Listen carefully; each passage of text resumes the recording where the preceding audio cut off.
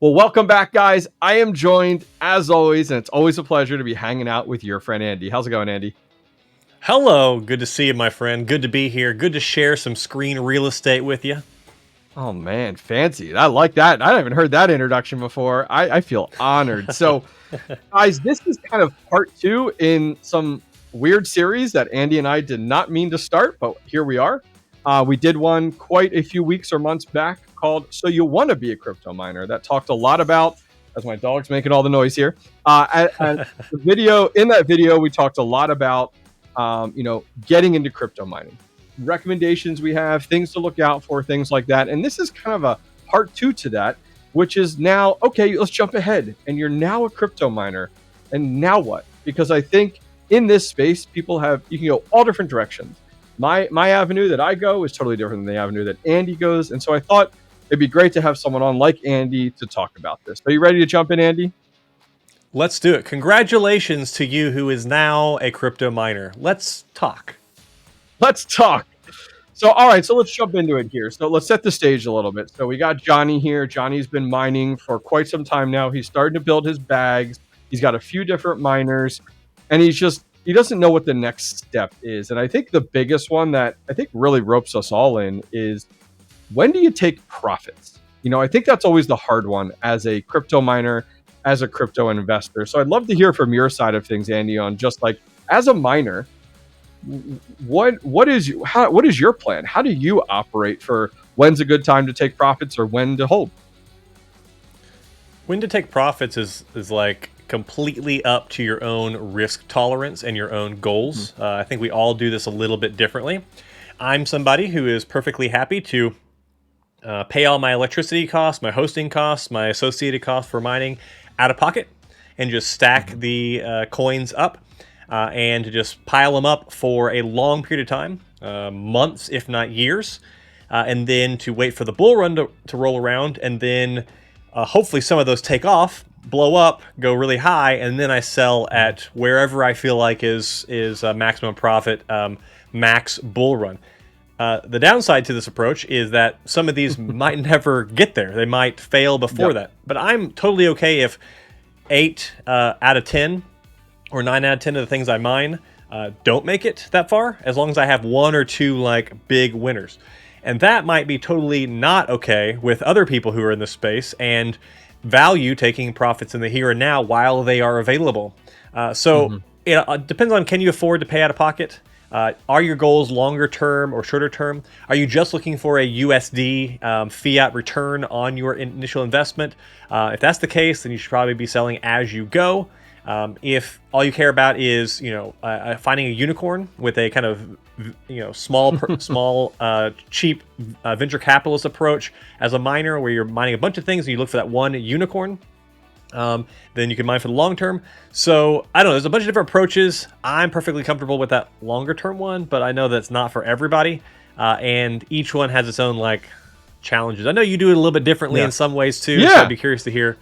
Yeah. So I think, as a miner, people instantly usually get into mining for profits right away. That's like the thing I hear all the time when I have a lot of my consulting calls with people. They're like, how do I get it to USD? And I absolutely give them that avenue, but then I give them a different approach. So like for my first year into crypto mining, I just held everything. Very similar to Andy's mentality of like, I'm just going to hold on to everything.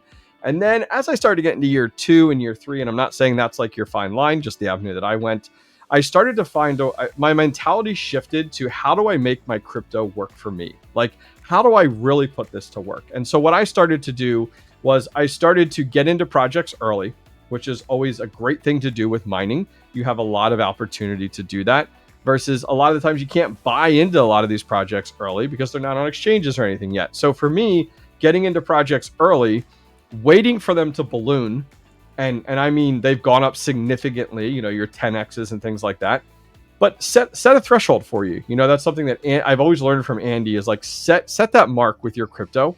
That is an opportunity for it. And then what I have done twice over the last year, I've sold out 50%. My rule of thumb is 50%. I never want to get out of a project entirely, because there's that always what if.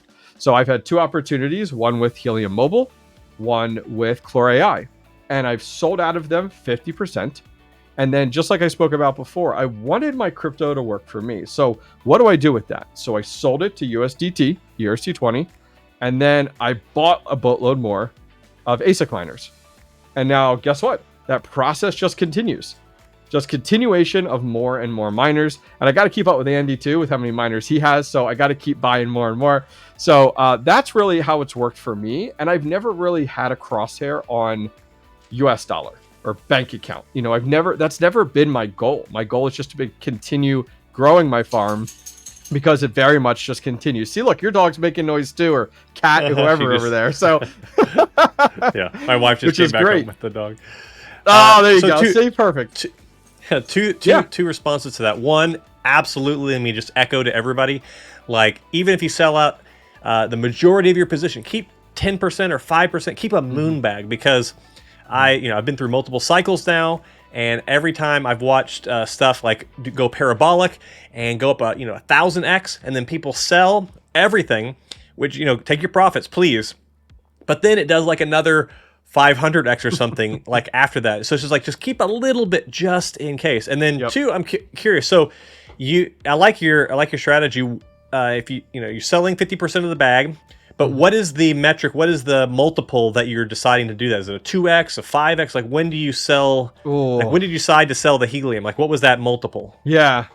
So my first red flag that goes off, the light bulb, when it hits an all-time high. So for that Helium Mobile and for Chlor, it was an all-time high. And then it was like, oh, all right, it hit an all-time high. I need to keep an eye on it. But the thing is like, as someone who I've had plenty of experience where I'm like, oh, I'm going to wait another day, see what it's at. And then it's gone. Like, your opportunity is gone. So what I have learned is very quickly to, when it's there, when you're singing, when you're so happy, just pull the trigger. Now, the next day, it could be a little bit higher. The next day, it could be even higher, but you don't know that. So you have to make a decision in the moment. And I think that's exactly where Andy's talking about, where like a moon bag, like you made that decision right there. But all of a sudden, if it goes parabolic and you're like, oh my, I sold it all at that point, it's nice to at least have a little something, I feel like. Sorry to interrupt your video, but check this out. I constantly get emails from the community asking me about trustworthy hosting facilities in the United States that I recommend. Well, I got you covered. Listen up. A few months back, I visited BlockOps Mining's brand new facility in Central Arkansas. The team there was super professional, knowledgeable, and everyday miners like you and I. After visiting the facility, I sent them a few of my ASIC miners for hosting and have been super happy with their service and communication. Go contact BlockOps Mining directly down below in the video description and tell them the Hobbyist Miner sent you for great pricing on miners and hosting. Yeah, I think also my angle. So, like, we both got Chlor, and the difference though is I still have 100% of my Chlor. I haven't sold any. I sold 50. Yeah, you sold 50%. DJ Mines, who introduced me to Chlor, so shout out to DJ for that one. He's sold out completely. But even as of right now, it's down from its all-time high. I'm still up 1,800% on Chlor at the moment. But so this is where it's like you could be really more conservative and go, that's a huge multiple, like sell some, take some profit. But I'm just really okay if that goes to zero, because I have such a a heavy position in Bitcoin. I have some other positions that I'm really comfortable with. So ones like that, I really am okay if it goes to zero, because I think it could do another 100x or something in like 9 to 12 months from now. And I might be totally wrong. It might go to zero. So that's where it's either Andy is a degenerate gambler, or Andy just has different risk tolerances and different goals, and like okay with certain things that you or someone else might not be. Yep. No, you're right. I think risk tolerance and risk management is a big one here. As you start to get into it, I don't recommend people buying up mining hardware if they're instantly going to profitability. Like, oh my gosh, I need to ROI this. I got to pay this off because I need to, like, that's scary to me. I don't recommend that to people at all. Yeah. And that's, you know what? You have a really good point. As you're a miner and you're in that state right now, that coin you're mining, folks, could go to zero tomorrow. So you need to keep that in mind with your risk tolerance as a crypto miner when you're buying hardware. And I think, that's something to keep in mind. When I went and bought multiple S21s more recently, and then all of a sudden the Bitcoin halving occurs and the mining profits are very low for Bitcoin right now. I took a big leap. They were making 20, 25 bucks a day. Now they're making $5 a day. But that's okay. The risk management is there. The risk tolerance is there. I'm completely okay with it because I'm riding it out. What are your thoughts a little bit more on that when it comes down to hardware and just, if somebody is currently a crypto miner right now, taking that next step to expand their farm? What kind of recommendations do you give to people? Because, it's very mining hardware, I feel like, is very addicting. Like you constantly want to buy more of it. What is your kind of cautions that you give to these types of individuals or recommendations that you give? Well, I share your sentiment that you say repeatedly, which is ROI times or break even times more accurate are meaningless. It's not even really. It's like it's a casual thing you can think about, but it's not something you should expect because the difficulty changes, the amount of tokens or coins every day changes, the network hash rate, the price, like the whole thing, the whole equation changes every single day. So it's not reliable. There's been several things that I've thought, would take me 3 months to break even on, and it actually took me a year. I've had other things that I thought was going to take 6 months, but actually took 1 month.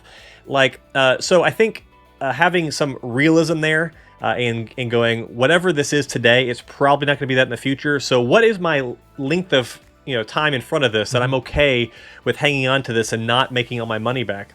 And then just like asking yourself, between now and when I think this coin pops off, do I think I will buy this machine, this hardware today? Will I actually mine more of the coins over that period of time than if I had just put the cash straight into the crypto directly?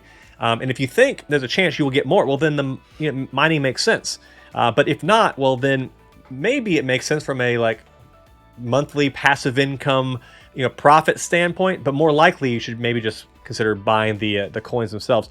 But I think the big takeaway I've learned over the years is mining hardware is a very specific play and strategy that has certain advantages, but there's so many variables that if you plan you do too many plans, they're just going to go out the window, and you're going to be lost all of a sudden. So you have to be really flexible and really realistic about this stuff changes constantly, and there's a fun element to it. There's a passive income, like a addiction element to it, but also be realistic about what it's going to do in the future, and then have a realistic expectation for what the hardware might be worth in the future, because that's another variable that mixes up all the fun with all the other stuff too. Yeah, no, I think that's a really good point. So to kind of give people a little bit more of that mindset that you just went down, what was the last mining hardware you bought? And more importantly, why? Because I think this will help people out that are currently, in a situation where they're kind of unsure if they want to buy hardware or not buy more hardware. So what was that for you? I think the last thing I bought was my 5 most recent S21s. And then just before that, I had bought a Bitmain KS3 9.4 terahash Kaspa. So okay. ASICs, big boy ASICs was my last plays, but the S21s, I'm ultra bullish on Bitcoin. I want to hold the hardest money in the world. I want to collect as much of it as possible. I think with transaction fees, I can maybe mine more than I could have bought directly, and I think that those machines will be valuable in the future. So I think that was a safe, quote unquote, safe mining play for me in the future. Kaspa, my mindset there is this thing could go to $1 to $5 in the future. Highly speculative compared to the Bitcoin mining play. Yeah. But this thing could pay, dividends. Could pay, multiples. Or I break even just, or I lose a little bit of money on it and write off as experiment. So I allocated an amount of money to both those things that I was okay with those scenarios happening.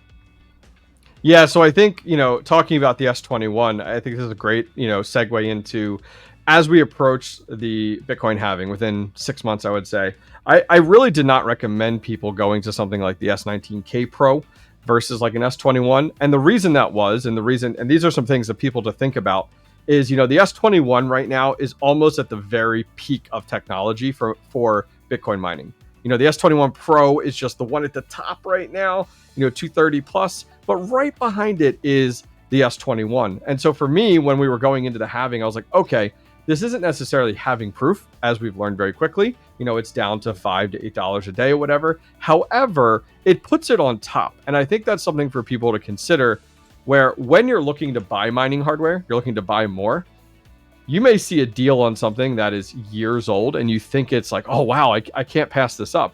But you really have to look at it that mining hardware is always evolving. And you don't want to be on the tail end of it. You want to be at the top of it when it comes down to that profitability. And so, I mean, great example. You talked about the KS3. Well, the KS5 Pro, to give people an idea how crazy things change, the KS5 Pro right now, if you buy it, is $32,000. But if you order ahead for August, it's $13,000. Isn't that a crazy swing? And you might be like, well, why? Well, because I guarantee you Bitmain's coming out with the next model, the next thing up on that curve. So they're dropping the price of those. And so that's another one to be concerned about, is like price.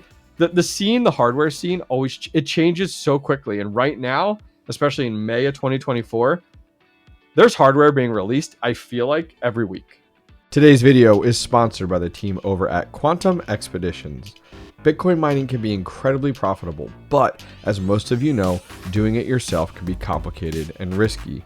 Unpredictable costs, equipment failures, and high energy costs make it very difficult for regular people to achieve consistent gains, let alone scaling up. Quantum Expeditions makes it easy for retail investors like yourself to participate in the vast opportunities of large-scale Bitcoin mining without ever leaving your house. Join a community where you can contribute your knowledge and feedback or learn from the experience of others. Now, for a limited time, you can invest directly in the company through an exclusive Regulation CF crowdfund and earn from the future growth in the industry. Quantum Expeditions just completed their first deployment of Bitcoin miners, 3 weeks ahead of schedule, so now is an excellent time to get involved. Come check out the Quantum Expeditions link in the description below. Yeah, and the Bitmain example, the KS5 Pro is almost uses the same amount of power as the KS3, but it has over twice the hash rate. So it's like, yeah, it's like, especially, you know, Bitcoin's machines evolve. They don't evolve quite as nastily as that. Yep. They do. You will be outmoded eventually, but when you get into, that's the danger with getting into something like Kaspa or now lithium machines. Oh yeah, starting to hit the scene. It moves very rapidly. Now you can benefit greatly if you jump in immediately and grab the very first one, and you're selling regularly, or at least you hold until it does a little bit of price action. You could break even and make some profit in spectacular fashion. But you have to be watching that constantly. You have to be aggressive because, I mean, look, we've watched Kaspa. You know, the Ice River KS1 came out, and then very quickly that was blown away by the next machine, then blown away by the next machine, and now we're here like 5, I don't want to call them generations, but 5 evolutions of machine later, and those early ones, like the efficiency is like nothing compared to the new ones, and that's only over the course of a year or less, something like that. Isn't that crazy? There's been so much Kaspa hardware released in the last 12 months, which is nuts. I mean, just think about it. Like the 𝐾𝐨𝐤𝐺s came out, and it was like big hype, those the little machines, and now look at it. There's a new miner coming out left and right between Ice River and Bitmain. It's just absolutely nuts with Kaspa. So talking more on the hardware side, I think the last question we'll leave off here for miners currently actively mining is like, when do you decide to sell hardware? Or what does that roadmap look like for you? Because I think just like buying and selling crypto, just like buying more hardware, you have to look at the flip side of it, and that's selling hardware. So what's your philosophy or strategy?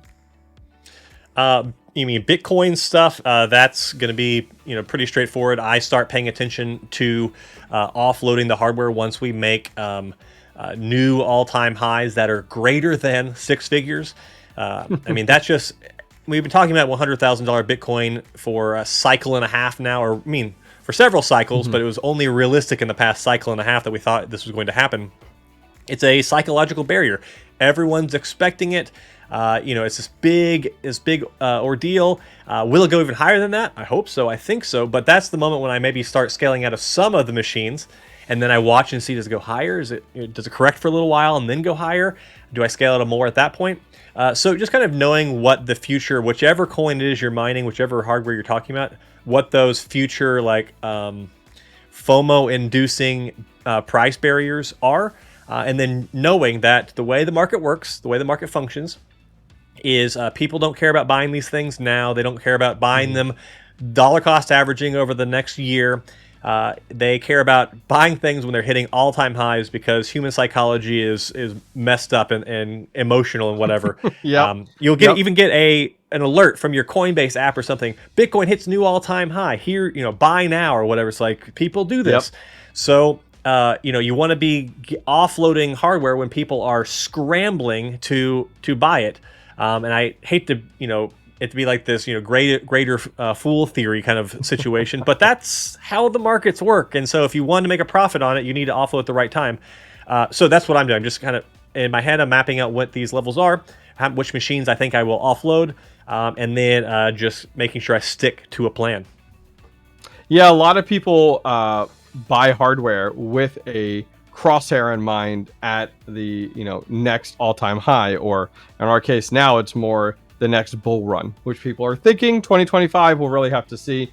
I can speak from experience when it comes down to getting down to like GPUs and things like that, where I've had my fair share of older hardware, but I've allowed my hardware to kind of work for me to the point where I've outgrown it. And when I've outgrown it, what I mean by that is I don't have power available for it anymore. And it's like, all right, it's sitting on a shelf, or I liquidate it, and then I put, just like I did before, I put that money to work, buying something else to continue it. So I've done that with GPUs in the past, 580s and 470s and 1060s and 1070s. I've parted ways with those, and that's worked out well. More recently, I made the decision to part ways with a bunch of my small box miners, these little gold shell miners and such, where it's like, they're the first generation, and they're on to the third generations now. And it was interesting. I was seeing this recently, I'd say within the last 4 weeks, this all of a sudden trend of people coming in and wanting to get a hold of these box miners to learn, to get into it. So I'm like, here's a good opportunity. So I went and I put some of them on my Discord for sale, and they went same day, just gone. And I was like, great. And now I just take those funds and I put it to work buying my next miner that's going to continue that cycle. So I think that's something to keep in mind, where it's like, if you're going to sell your hardware, take those funds and put it to work to continue that journey, to take that next evolution with mining, which I think is super, super important. Yeah, and you can also, like I said, you can look at the coins you're mining and look at those future price targets and say, when it hits these, I'm going to offload some of these machines. But you can also do the same thing with the machines themselves. Like, what is an amount of money that I'd be happy with receiving for said ASIC or said GPU or whatever 1 year from today? And then when it's worth that amount of money, you just sell it. Just treat it like any other crypto and coin or whatever. You're mapping out some sell levels and then just stick to a plan. But the important thing here with any of the approaches we're discussing is you think about it now. You don't wait till you're in the moment and it's like heat of the moment, because when you make these decisions emotionally, you're just going to give into greed. You're going to, it's probably going to be worth even more. And I'm sure there are people last cycle who were selling S19 like 95 terahash machines and seeing it go to $25,000 per machine, like, I bet it's going to go even higher, and hanging on to them. And now they're like, oh my God, I should have sold these things. Could have. Yeah, right? So make a plan and stick to it. That's winning advice. No, it's great. I think that's fantastic. Well, guys, I think that's going to wrap things up for today. We've gone over 20 minutes already, just Andy and I. Time flies. Leave your comments down below. We talked about a lot today, a lot of things. We'd love to hear your strategies. What are your thoughts? What avenues do you go? What are your strategies? We're just two guys on the internet talking about what has worked for us. I'll leave links to all of Andy's social media and YouTube channel over there. He also has a great podcast to check out if you guys like long form content. And from myself and Andy, we'll see you guys next time. Take care.